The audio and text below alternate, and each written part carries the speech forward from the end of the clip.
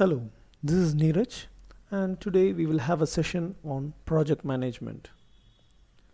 A project is an essential part of an organization which is undertaken with a specific goal, with a specific target, or an objective in mind, and to achieve a certain result.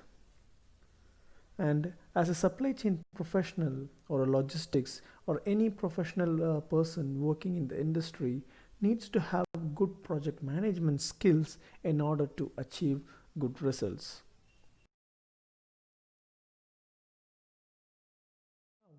Let us see what are the essential parts or significance of a project. So as I said earlier, the project has a specific goal in mind. It has several list of objectives that needs to be achieved in order to reach your set goal. You have a specific period of time. It's not an infinite amount of schedule. You have a limited resources availability, be it manpower, be it machines, be it equipments or space. You have certain deliverables that needs to be achieved, and there is always a level of uncertainty which can be discussed as risk. So all these components are what which define that the task it is undertaken is a specific project. Now let us see how a project is different from a daily activity. When you get into a job, the operation which you perform on a day-to-day basis might be repetitive. For example, you perform a daily reporting at the start, a meeting at the middle, and then some work, and then at the evening another reporting. So all this is a repetitive task which happens day on and on. But project activity is non-repetitive. So it is set with a specific goal and it performs as per as a one-shot method. And these decisions in project activities are reversible. For example, you are working in a logistics company. So the client has expected around 90% service level. You are achieving only 80% currently. So a specific project can be something where you want to increase from 80 to 90 or 80 to 95 to set a higher target. That is called a project, and it is an irreversible decision. But operational activities are, uh, as I said, day-to-day operations, and they are reversible. Operation activities are having light uncertainty. So as long as the day goes is at a normal day, then the uncertainty is highly reduced. It is mostly risk averse other than extreme situations. But project is a new undertaking. Unless you know the path to achieve the goal, then there is a strong uncertainty. Lot of risk can crop up. So for example, you might not have the necessary resources. The resources might be limited.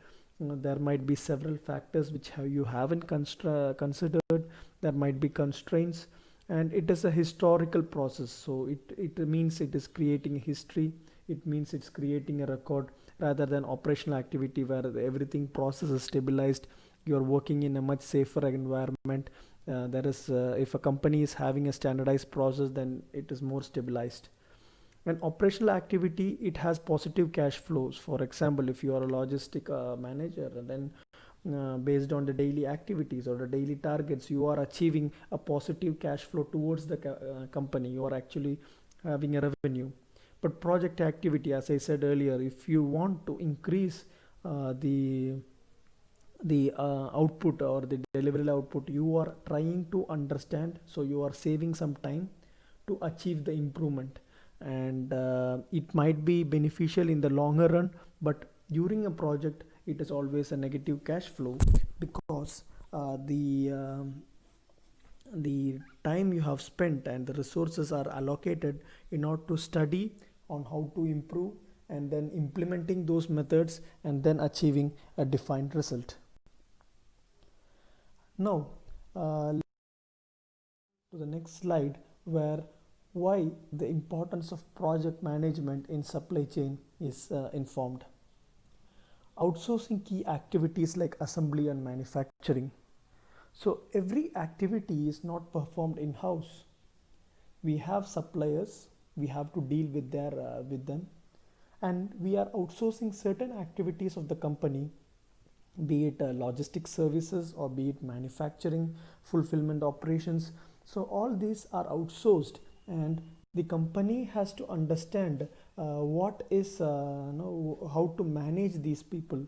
So the number of resources required is reduced, but then the supply chain manager should have some project management skills to deal with the third party, to understand what is your requirement, how they are able to do, make them into a common platform, and then trying to improve, trying to benchmark them and improve them. So that is very important skill for during outsourcing, because you are giving them a certain pay and you are asking them to do your job, so it must be at the required quality. So monitoring them is very important, because the day-to-day operational activities they will be taking care of, it is in the contract.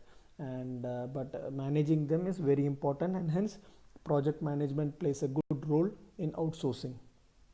Next, moving from a local to a global supply chain. So local supply chain, you see people, you see how they work, you can visit them regularly. So there is a constant touch, and if there is any changes to their working schedule, we can actually understand what is happening. And but when you go to a global supply chain sitting in Canada and you want to work with Indian or Singapore, so it creates a global environment where the timing is different, the culture is different, the way the people function. For example, Asian countries are more hierarchical. It is very important on the leader, the manager. But when you go to say Netherlands or certain European countries, there is very horizontal integration, and people do not there is no hierarchical functioning level. So understanding that, and that management is very important. And supplier rationalization is another, as I said earlier.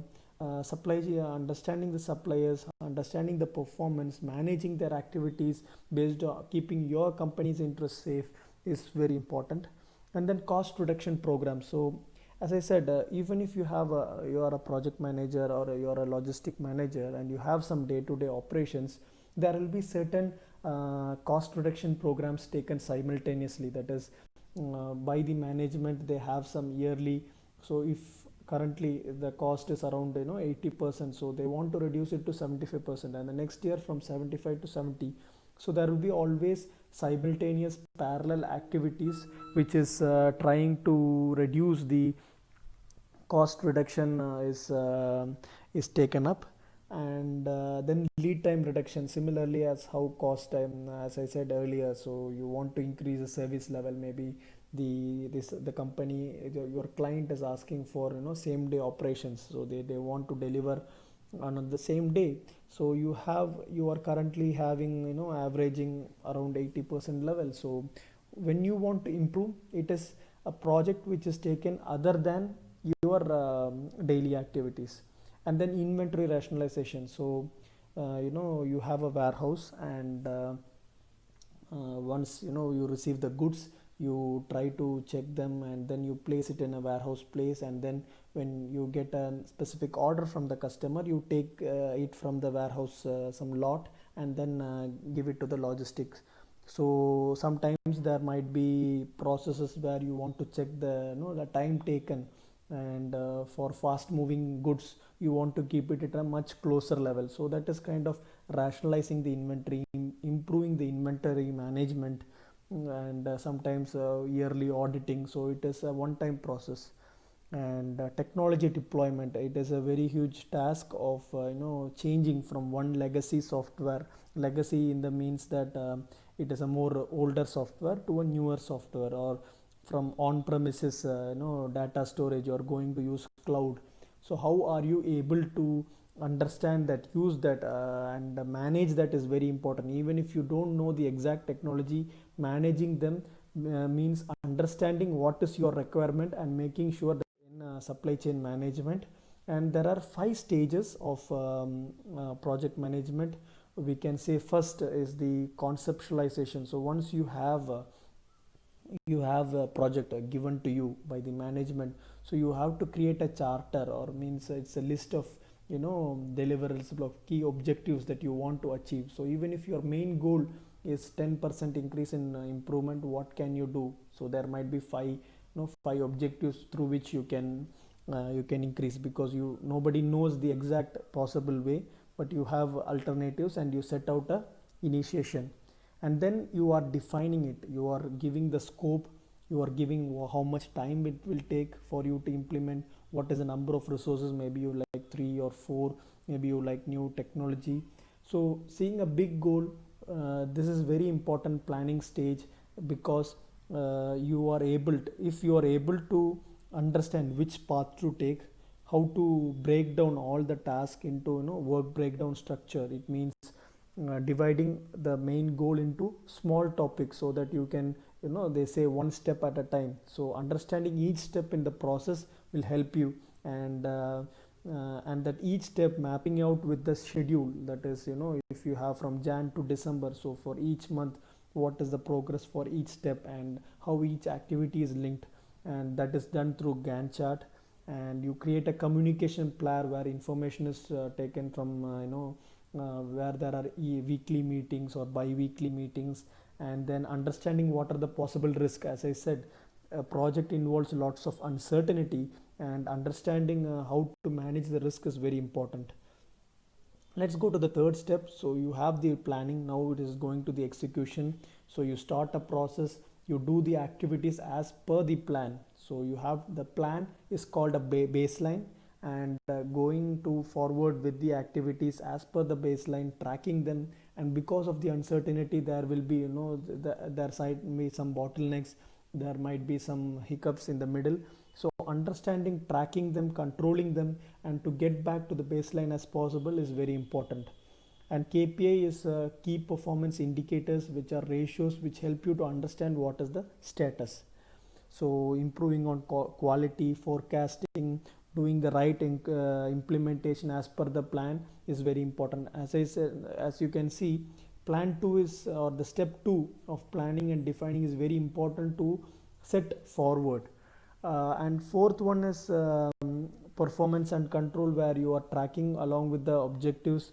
You are understanding what is the budget, what is the cost, is it costing, or it is going over budget, or it is going under budget. So these are needs to be done.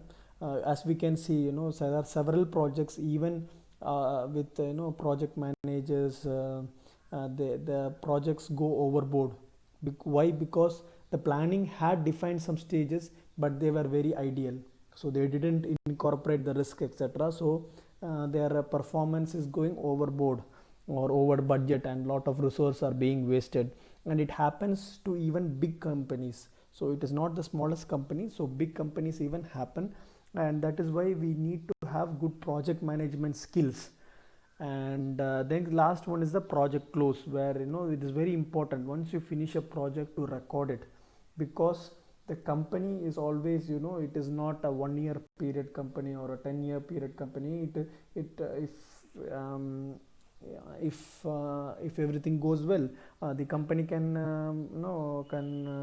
be exist in decades. So what is important is, once you do a project, whether it is successful or not, a project reporting, understanding where it has gone, post analysis is very important. So post mortem means understanding where it has gone wrong, where it has gone right, and sequencing it. And everyone cannot make it right always, so understanding each of this is very important.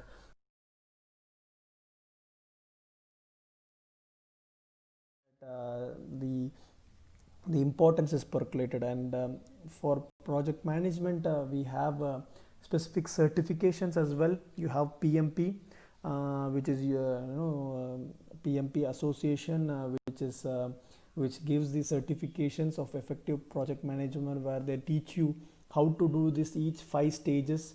And it gets renewed after 3 years, and you can do it again. And the book also keeps updating every year. It is a very good study, and it has been taken by, irrespective of the industry, irrespective of the role. Within 3 or 4 years time, once you join, You might become a project manager. You have to handle a lot of projects, and having a good skill is very important. Similarly, Prince is another certifications by from UK. So each certification has their own way of working. When we go deeper, we can understand that there is different methodologies how you can go, whether it is waterfall approach or agile approach. But very important for you to understand is that project management is very important, and a supply chain professional should also know how to do an effective project management. And the next one is just an introduction. So risk is a potential problem that can occur during the project, which can have a negative impact. And understanding all the risk, defining them, measuring them is very important, which we will be taking it in the next session. Thank you for your time.